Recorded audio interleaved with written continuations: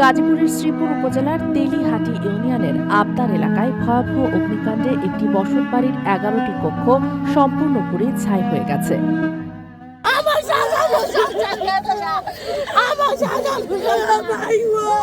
মঙ্গলবার সকাল ৬:৩০টার দিকে জৈনা বাজার কলেজ রোড সংলগ্ন ব্যবসায়ী রফিকুল ইসলাম রবির ভাড়া বাসার একটি তালাবদ্ধ কক্ষ থেকে আগুনের সূত্রপাত হয়। খবর পেয়ে শ্রীপুর ফায়ার সার্ভিসের দুটি ইউনিট দ্রুত ঘটনাস্থলে পৌঁছে প্রায় ১ ঘণ্টা চেষ্টায় আগুন নিয়ন্ত্রণে আনে। প্রাথমিকভাবে ৭০ থেকে ৮০ লাখ টাকার সম্পদ ক্ষয়ক্ষতির হিসাব পাওয়া গেছে। ভুক্তভোগী ভাড়াটিয়া মোফাজ্জেল হোসেন বলেন, সবাই ঘুমিয়েছিলাম, হঠাৎ আগুন লাগে, পরনের কাপড় ছাড়া কিছুই বের করতে পারিনি, আমার জমানো সব শেষ।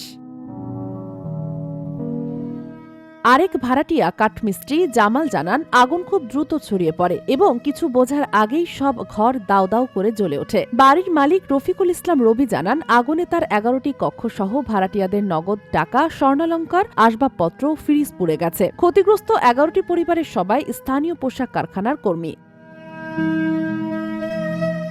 শ্রীপুর ফায়ার সার্ভিসের warehouse inspector Mohammad Nurul Karim বলেন, বিদ্যুতের শর্ট সার্কিট থেকেই আগুনের সূত্রপাত হয়ে থাকতে পারে।